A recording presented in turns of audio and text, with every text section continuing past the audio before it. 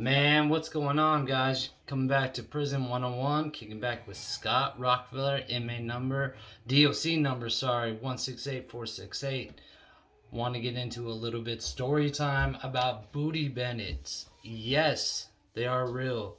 Yes, there are horror stories, and they are crazy. And I did run into one. In this, I'm going to tell you guys a story about, and it actually happened in county jail, which is pretty crazy. You usually don't see that a lot in county jail, but how basically in the jail I was at, when you would get in maximum security, of course, that people that have court cases, they would end up coming back from DOC, and then they would be put into a pod. Couple jails do it a little bit differently. Sometimes they just have a pod that's just straight DOC people, which sucks. You can't get like commissary or anything. You better hope you like know other inmates, and be like, I need some coffee. Oh, man, it's horrible. I had to do that to the case, but anyways, I'm getting down to the story. So on my last charges, I can tell you guys what I got charged with. Stupid, reckless kid, man. I had 3 driving under the influence. I do not promote it. It is stupid. I come to find out on my 3rd DUI, God bless me. I hit a stop sign. Don't remember a lot. Again, another reason, don't take drugs. I was on a ton of Xanax, and that would be fun to drive a car around. And ran into a stop sign, and don't remember much, but I remember my head going straight into the windshield. Bam! So, my parents, I called my parents for some reason, man, and I was like, it's not funny. It's seriously, do not do drugs and do not drive because you will kill someone. And I have been locked up. I've gone to treatment places where someone has killed their best friend and it eats them alive every single day. That's another story for another time. But so I called my mother and I said, yeah, no, from what I remember, I called her and I said, yeah, it's just a bumper. It's just a bumper. No, I'm bleeding all the side of my head, and somehow the car was able to drive back home. I get the car back home, and my mom had to call the cops. It is what it is. She had to get the insurance on it, and got a DUI. That was one of my DUIs, and again, cops gave me a break. They saw my head all crashed out, had to go to the hospital, all this stuff. So they actually wrote a DUI as a ticket. That was pretty crazy. So I'm thinking I'm good. So I started breaking into vehicles and taking stuff I shouldn't have. And it always ends bad, man. You're not gonna get away with anything forever. These movies, these places that highlight crime and everything, man. Like, you're not gonna get away with it. So, long story short, I'll do another video of getting locked up. How stupid I was, and so I get locked up. I get a plea bargain, and I take it to go to a halfway house, and so I get transferred. The policy for them is basically, a halfway house, you're DOC, so you get transferred to a maximum security, unit and everything like that. So I was scared, man. I'm a fish with Max. So fish is just, is more prison slang. Is when you get into a jail, it's your first time, you're a fish, you're new. I'm new, I'm walking in, I'm not even gonna lie, I was scared, man, because, medium to max security is a big change, man, because at the jail I was at, there was guys looking at 30, 40 years, and man, that's another story, man. I wish all of y'all can understand the way it just helped me to talk to someone that would get 40-year sentence and just beg me to go live my life right, man.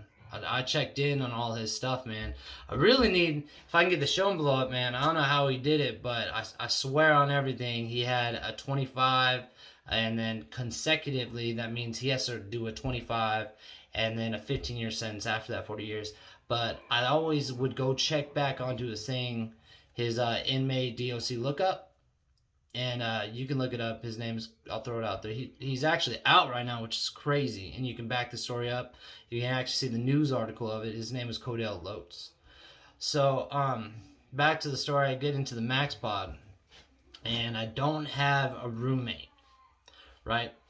So this guy comes in, and then usually when you get in the cell, you kind of want to know who you're sleeping with.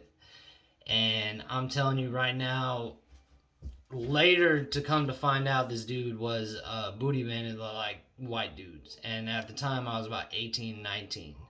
So the story came, he came into my cell. It was late at night, so I'm like, hey, what's up, you're, he's Crip, blah, blah, blah, blah.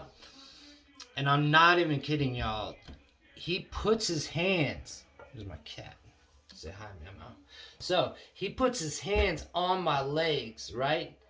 And I've done enough time to know you either need to fight your heart out, or you're gonna get that taken, So I flung, man. I flung with all my heart, and I got my ass handed to me. Now I didn't get my actual, sorry my language, I saved my butt.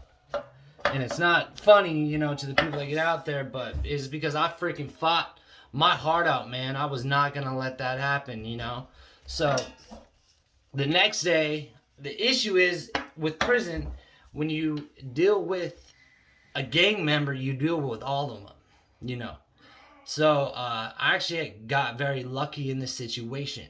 So I was not going to get turned out.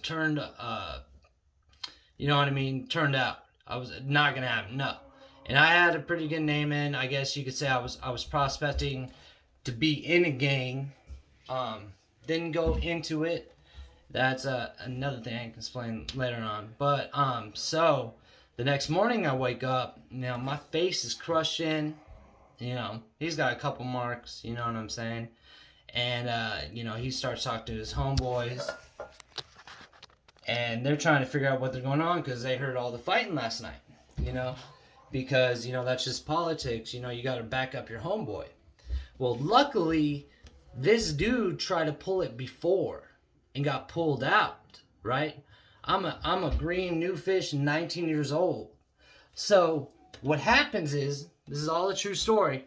So we, they're politicking, they're figuring out.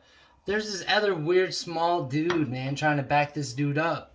And then I come in knowing that there's like about 10, 11 Crips, man, and I get smacked straight in the face. Bah! Get smacked straight in the face like a little bitch, man.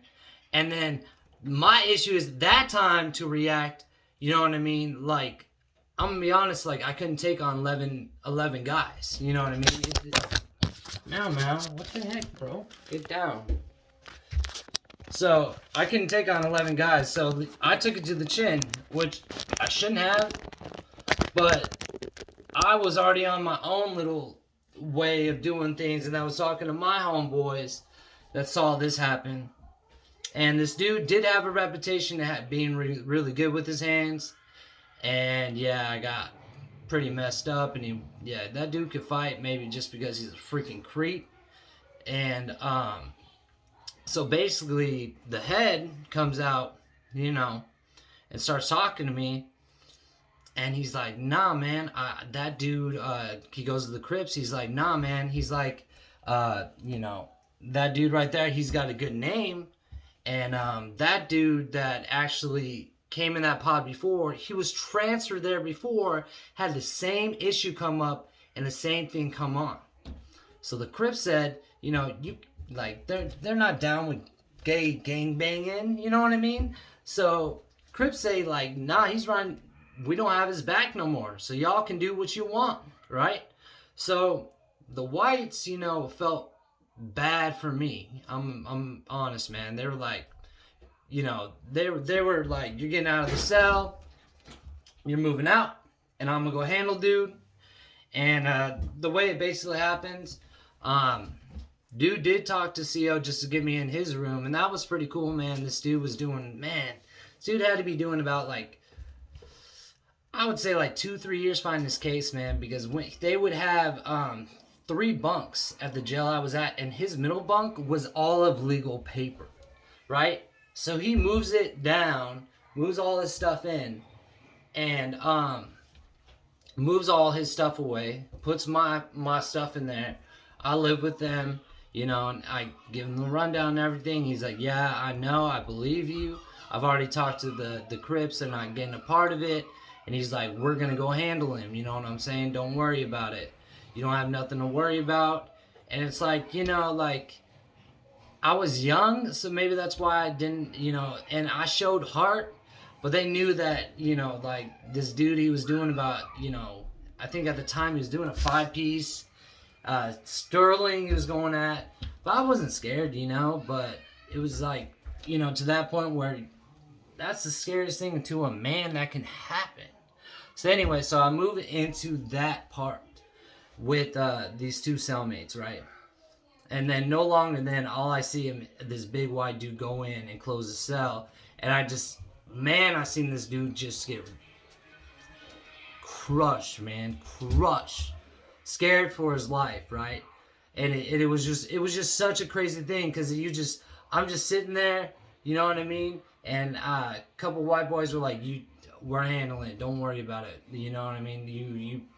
You're chill, you kick it with us, don't worry about it.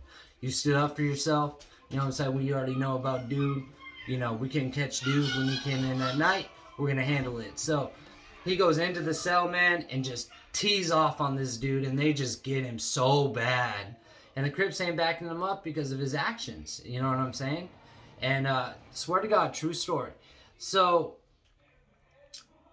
I'm still green, trying to just piece all this together, man. And dude comes back out. Dude that tried me, you know, to try, you know, was messed up, man. Wouldn't even look. And he was on like a schedule that he could be out of his pod, but he had to stare. And he could not be allowed to look my way, anything. And then I ended up moving upstairs with another white boy. And West Coast is very more political. You know, I'm back in Virginia right now, and the stuff I hear about Virginia is super weird. Kind of makes me like, yeah, I don't know if I can do time in Virginia. It's like, you know, but I'm telling you, the West Coast, and at least in Colorado, the whites had numbers way more than a lot of the people. And then close to California, you know, the AB and stuff like that were very close, and they were top of the line up there. You know, I heard a video that, you know, down here whites don't do anything, and that just blows me away. But so yeah, man, if that's another reason, Prison 101, you have to fight. You have to stand up for yourself, even if you're going to get your ass handed to you. But that does not mean you need to fight clean. If dudes weigh 300 pounds, you know, kick him in the nuts. You know what I mean? Like, there ain't no playing, there isn't no legal fighting round 1, 3 minutes. You know what I mean? Like, this is brutal, bro. Like, so, anyways, dude only, back to the story. Dude is just sitting there. And then he gets called out for prison. And that was my first time with the National Booty Bandits. True story. It was just crazy. Crazy, crazy, crazy. And I don't know what would have happened if he wouldn't have came in and tried the different things with another white boy that pushed back like I did and got in a fight, got taken out and all that stuff. And his name got passed around. And who knows if I would have been jumped by 11 Crips, you know. And that's what makes prison very hard. Another Prison 101 thing is you actually need to watch out who you fight with. Because, you know, gang politics is you take on one, you got to take them all on. So, I got a lot more stories, man. I got a lot more things to say. But, definitely Prison 101, man. In this situation, what I would recommend is you got to fight your heart out. You got to fight your heart out. You got to let this person know. Because a lot of these guys, they're like predators. You know what I'm saying? They're like a person that will just turn over pretty much. and they're not gonna like a person that will literally pretty much fight to their death to protect themselves. You know, because that's just not what they want. You know, they want someone that they can control and like a predator on prey, you know. So, but yeah, Prison 101 kind of story to this is when it comes down to it, in some situations, sometimes you got to fight for your life. And you will sooner or later in prison. I'm not saying come in with the booty bandit, but you know, you're going to be tested. And especially in these situations, man, you fight with your heart out, man. Any broken nose, anything is way worth more than, you know what I mean, than your manhood getting taken away. So again, check me out. I'm gonna start doing reaction videos, explaining things all together. I got about 5 years I've done with county and prison time. You can check me up if you want a background, 168468, my Colorado DOC number. I got a lot of friends in prison, a lot of stuff I can bring on. Gang members, you know, you can't be cool with gang members and you don't have to join a gang, you know. The only rules in pretty much Colorado was that if something came off with race, you had to be down. You had to. And then you had separate groups that you would call it a car. So it was like a miniature game, but all y'all had each other back. You know what I mean? So, yeah, this is Scott Rockefeller checking out with Prison 101. I'm going to try to get better at recording and get my content out, y'all. Check y'all later. Yeah, yeah.